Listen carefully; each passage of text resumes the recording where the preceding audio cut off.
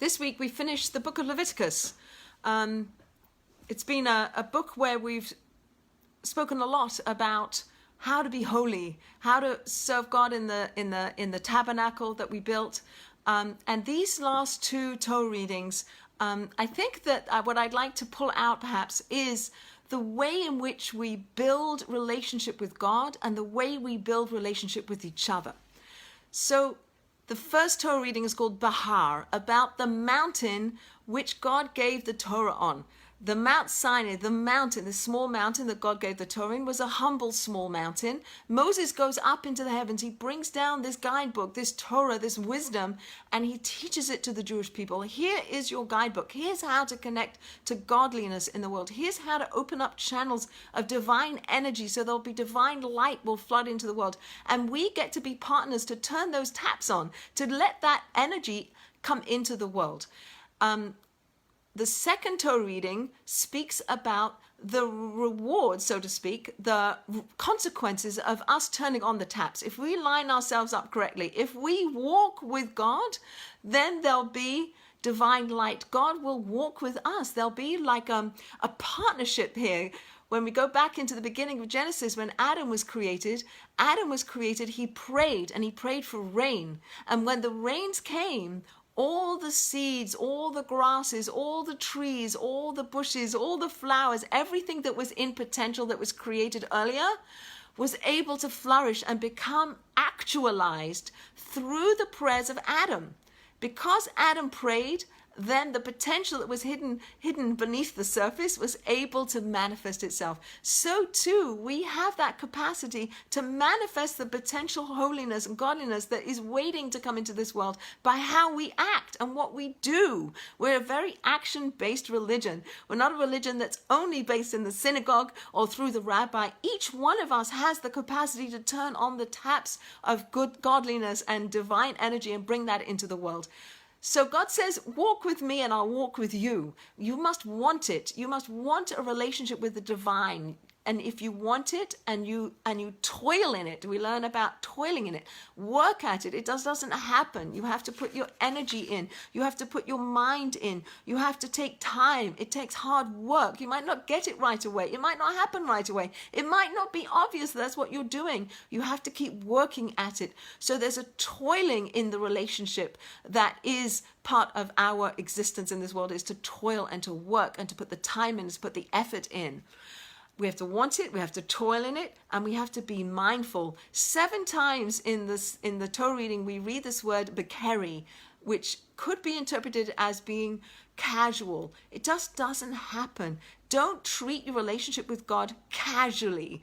Don't think that it's an accidental, it'll just happen. You have to be intentional. You have to be mindful. We have to stop and think about it. We have to learn about it. We have to try to understand it on our human level. We have to not treat it casually, not treat it like, oh, it doesn't really matter and it'll just happen, and live our lives on autopilot, right? We have to try to somehow stoke the fires of our inner passions, of our inner soul, to get those fires burning so that we can connect to the divine light that's waiting to be brought into the world. So there's an intentionality that is inherent in the relationship between us and God, that we can even have a relationship with God, that we can even influence the world, is an incredible thing to think about.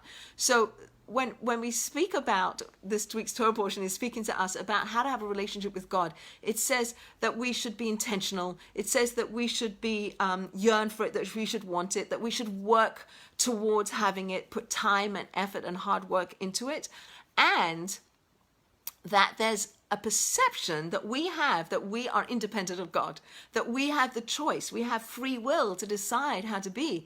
And in that gap, in that space, there's a freedom.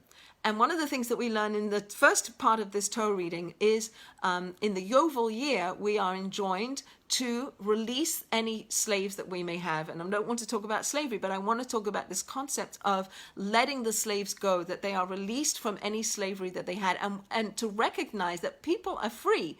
We're free people who get to choose freely how to live our lives. And so when we take all of these things together and we say, this is how to live your life in relationship with God, right? Recognize that you don't own anything, right? Everything's a gift. People in your life are a gift. Your life is a gift. Your own body is a gift. Your own health is a gift. Everything you have is a gift. Go start there with that lack of ownership at the beginning of the first of the Torah readings, and then continue into walking with God, wanting to have a relationship with God, wanting it and working at it, toiling in it, be mindful about it. And finally recognizing that if we do that, if we yearn and we toil and we work and we're mindful and we're spot on, that God will walk with us, and there'll be a partnership, there'll be a reciprocity between the relationship that we have, that we want, that we're toiling in, that we're lining ourselves up in the way that God tells us to line ourselves up, and that God will walk with us and he'll turn towards us, that there's a measure for measure. When we turn towards God, God will turn towards us. So now take those lessons and apply those to the way in which we have relationships with our children, with our spouses, with our parents, with our friends, with our community members, and say that also is the way to develop those relationships. We have to want them. We have to yearn for them. We have to be mindful of the fact that we don't own the other person who's in our relationship in our lives, that we have to be mindful about it. We have to think about it. It's not casual. It just doesn't happen by accident. There's a certain intentionality. There's a certain a concentration that I have to put in. I have to work at it. I have to put time and effort and hard work into it. I have to work on myself to create the change that I want in myself, to become the kind of person that could be in a relationship, a loving relationship with another person. So there's toiling, there's yearning, there's mindfulness, there's not owning, and then, please God, we'll be blessed with this utopian vision that God lays out in the second of the Torah readings, where if we do everything correctly, God will walk with us, will stand erect, there'll be peace on earth, there'll be no evil, there'll be no wars, there will be this messianic vision of what the world will look like, and to say that this is the goal, this is where we're heading, and each one of us has a role to play to bringing the world to that end goal. And here's the end goal. The end goal is peace, recognition of God, no evil, and we're going to include everybody in our sense of I, that there is nothing other than God. We all recognize the divine, we all recognize God in the world, and we recognize the equality and the importance of each other. We treat each other as we should treat each other, and again in this week's Torah portion we learn how to treat the impoverished brother, how to treat the poor, how to treat each other. And last week we read about loving the other, doing acts of love and connection, and bringing the world along. And so what we learn as we finish out the book of Leviticus, we learn how to build relationships.